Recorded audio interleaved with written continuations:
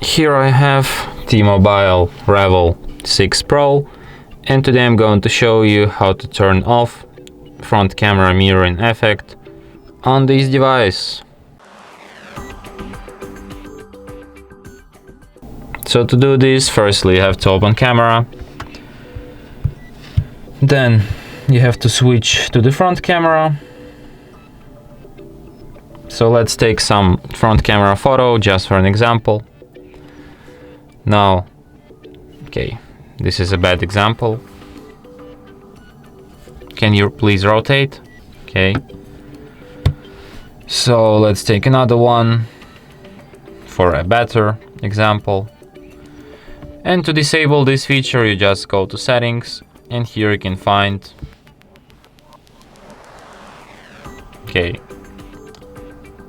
So you just go to gallery, then tap edit,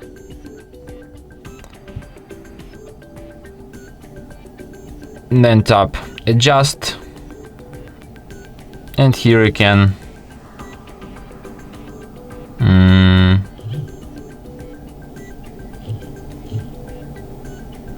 okay, or crop, yeah, and here you can flip it.